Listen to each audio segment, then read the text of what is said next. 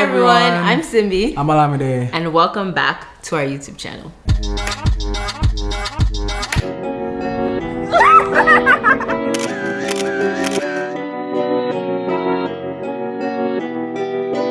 Perfect.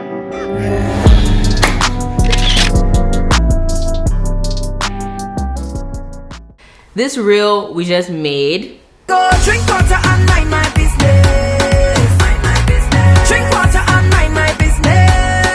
Mind my business. I go drink water and mind my business. Mind my business. Drink water and mind my business. Me and them can't be friends. I fight the battle and We thought it would make a little sense, maybe, for those that are curious as to why we feel this way. Yeah. Just to talk briefly about each one. And disclaimer, this is just what we, this is what we believe, this is what we don't agree with. You might think differently, you might believe differently, and that's completely fine. But feel free to let us know what you think in the comment section. Let us know what you're comfortable with and what you're not comfortable with. Yep. And if there's anything that we miss, Yes. Obviously, this is a light-hearted video. Yeah. This is not. It's not deep. It's not deep. It's not that deep. Just jokes how we feel. Yeah. Cool. So for number one, we don't agree with the fact or the idea or the theory that Nigerians should have big weddings. Well, yeah. Like, it's just, I think as Nigerians, it's a thing where it's like, it's going to be a big wedding. It's going to be a showdown. It's like everybody and their auntie is invited. My child is getting married. This is getting married. Yeah. It has to be a shutdown thing. And, yeah. It can be. Some people love that. I feel like some people enjoy that. Of but course, if you want. Yeah, but I think from a young couple perspective, at least from our perspective, let me not say, let me not generalize. Please. But from our own perspective, like, it wasn't, having a big wedding wasn't that important to us. Yeah. And also the reality that weddings actually cost money. I don't think people actually realize, like, guests don't realize. I don't think. Well, I think they do. Or the guests that bring 5 guests along with them don't realize that sometimes it's per head. Like, these things actually cost money. So the more people you have, the more you're paying. And for us, obviously having like something small, intimate with people that we don't mind paying for. Yeah, and apart from the money aspect, obviously the money aspect plays a huge role because we're young.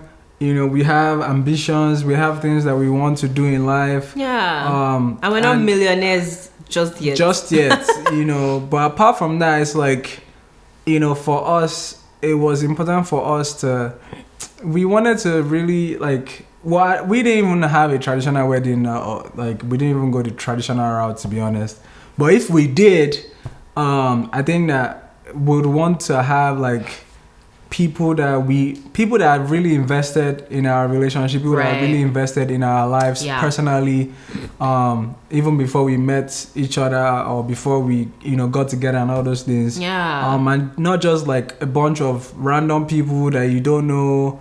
I'm not saying that obviously at the end of the day I feel like there's some people that you might still not know, but like not like half the auditorium or half the people, like, you don't even know them, and it's just like Yeah, and just in short, we don't agree with the practice or the idea of you must have a big event because we just aren't big party people to start with. Like I'd rather have a small, intimate.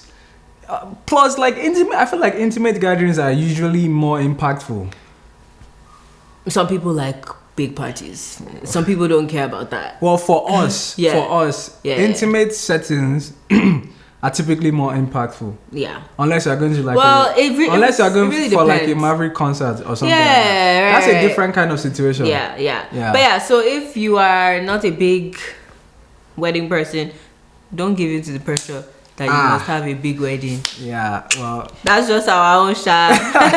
That's for you and your family. Good luck. The second thing is, like, I feel like it's a saying that, the wedding is not for the couple, it's for the family or it's for the parents. And it's like, the reality is, a lot of times, a lot of weddings end up being that way, where it's like it's not about the couple. Yeah, and that's so sad. And when people are saying that, they're not just saying that out of like, it's a lot of people's realities and a lot of people's experiences, but we don't agree with that, and like we don't buy into that. It's like, it's your wedding. You are the one, like, if you people are not getting married, that's what I always all say. these people are not going to be gathering for anything. If not for the relationship, there will be no party so on this day. like the whole thing is about you. The whole thing is about you two coming together to become one, celebrating that. Yeah. You know, so it's like, it should be about you and what you want and what you desire, right? Yep. I think that should come like very, very high on the list. Like, okay, obviously you guys come with a family, of course, but at the end of the day, you're creating your own as well.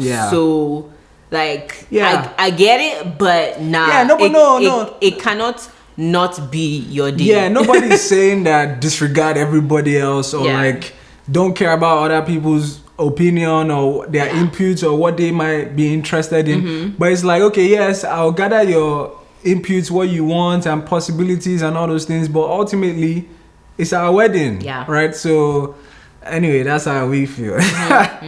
Number 3, Aso Ebi.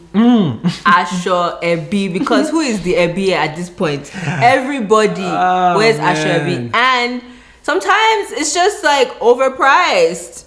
Look, the thing about Aso Ebi, I think, is it's fine. I think it's cute. It's a lovely tradition. Really, like, I love it. I enjoy it. Not that deep.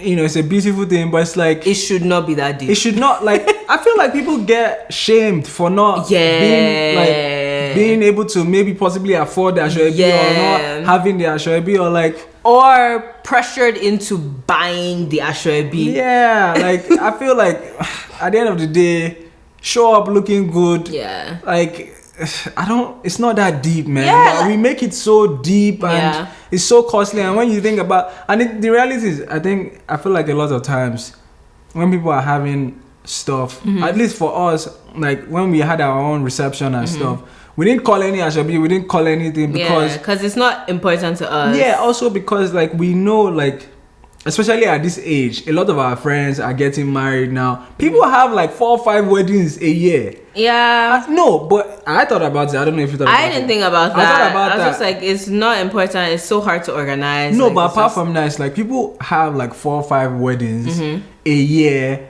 Some people might have them back to back. And like, by the time they spend this money on this person Aso Ebi, they spend this money on that person Aso Ebi. Like, it's like, it's just so much. I've been on that. Yeah, and so and I know. I certainly heard that. I just think the point that I don't agree with is the pressure. Like, there should not be, because it's okay. Like, if we asked for it, like, it would be nice to have. It's fine. As opposed to there's some pressure around it, or like you feel. It just gets so unnecessary pressure. Don't force me to buy your Aso Ebi. This is your warning. I'm not buying. I think it's okay as long as there's no unnecessary pressure. Plus, you buy the Aso Ebi, then you now sew the clothes. And in this America, sewing Aso Ebi is something else. I think so far our themes have to do with like managing money. I feel because, which is fair. And just how we think a lot. I mean, that's how we think. We think about ourselves. We think about people. We try to be considerate. You know, be financially conscious. Financially conscious and not just, you know, doing stuff, impose things on people. Like, it's that's like, so wrong. Let people do what they can afford. Number 4, cultural practice that we don't agree with. Or cultural happenings. Ibitins. So number 4 is 9 months later. Where is the baby? Where is your baby? Like, I feel like it is a Let's talk about this one. Let's actually talk. I'm here for the ladies, for the girls.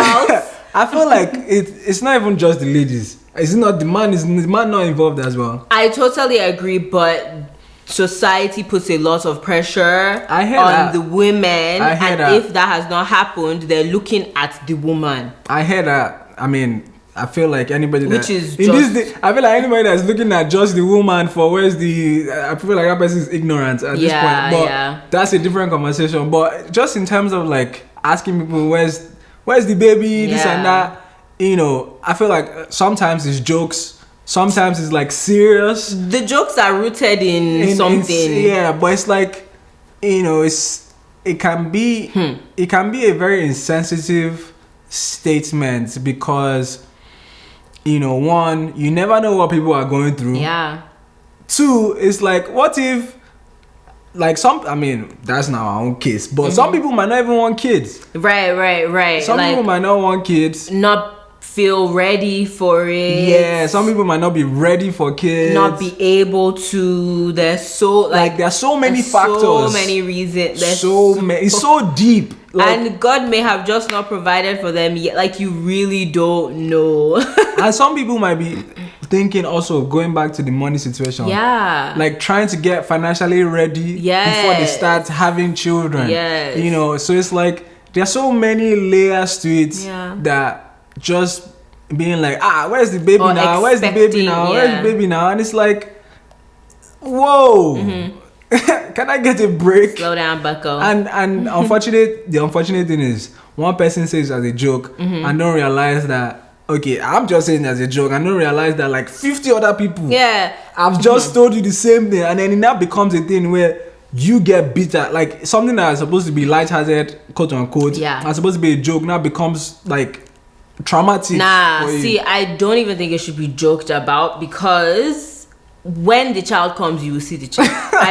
You will know that there's a child. Maybe you won't know that they're pregnant, or you won't know immediately but you will know that they gave birth to a child. Yeah. And then even for some people, there's also the thing of after child one, they start asking you for a child two. It's just so much like pressure, so much pressure. Our culture can be filled with a lot of pressure to do, to act, to be, and like at the end of the day, what we do is we live as we're led to, right? As God leads us, we live, we do, and we don't just do things because the culture says so, or it's just a norm, or it's just how things have always been done. That's one thing that I can't stand. It's just that way. Why? Why has it been that way? Does it align with the word of God? Is it like, where did this come from? I want to know and understand. Mainly because also, like, if it's going to cost me something, right? Like either my time, my money, my energy, I need to have a clear understanding and why. Otherwise I'll do it and then I won't be happy. We won't be happy. So and I think some people even take it a step further and be like, this is another one now, right? Like when somebody's pregnant, it's like, baby, right? And I think that one is lighthearted. I genuinely think that one is lighthearted. I don't think that one is that deep, but you can think about it a different way, where it's like, okay, what if somebody does not want twins? And like, are you going to carry the twins? No, first of all, are you going to carry them and care for them? But so it's like, I feel like that one is not too deep. But another one I actually just thought about is, especially in the Nigerian community, and especially with women, clocking 30 and not being married. Expectation of, especially with women, right? We all know God has a time for everybody. Like everybody's path is different. Everybody's story is different. I think one of the biggest downfall that we as Christians can have is to ever compare ourselves with anybody. Right. You can't compare yourself with anybody. Or be pressured into making a decision because of people or your culture. Exactly. So exhibit, where's your husband at 29? Then you now go and then just lock up with one man. And then in 2 years it's problem.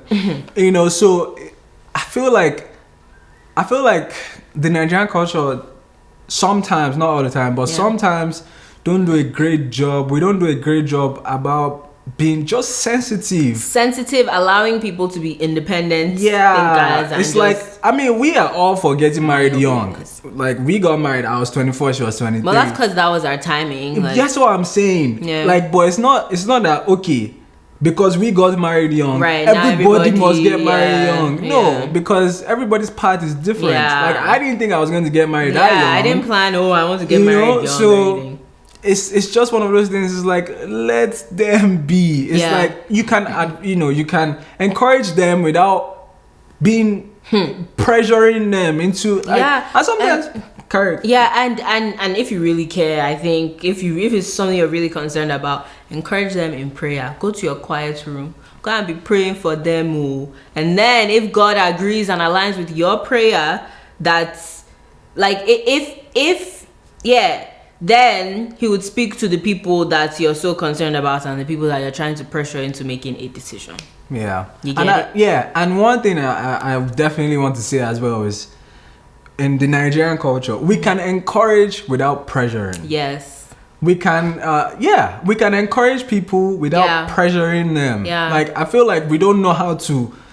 It's like if I want to encourage you to do something, I must force you to do. You are not like, God. It's not by force. You cannot. Yeah. we can encourage people to go a certain way or to do certain things without superimposing ourselves on them. You know, so that's something that I think that it would just be helpful generally across the board. Yeah. For sure. And to the person that might be feeling pressure from your culture or your community based on like just things that have always been, just know that one, you aren't alone, and two, you can choose, right? Yeah. Like it will be harder to choose because if everyone else is just doing what like the culture has done, right? You being the odd one out and choosing otherwise can be very hard. But like if that is what God is telling you to do, that is what will bring peace to your life, to your at the end of the day, you still have to choose for yourself, because yes, you can be pressured, but you should not be pressured into like doing something that is not meant for you. Yeah. Plus, remember, whatever you choose to do, Last, you will have to live with it. Like don't cast. everybody. Now you go chop breakfast.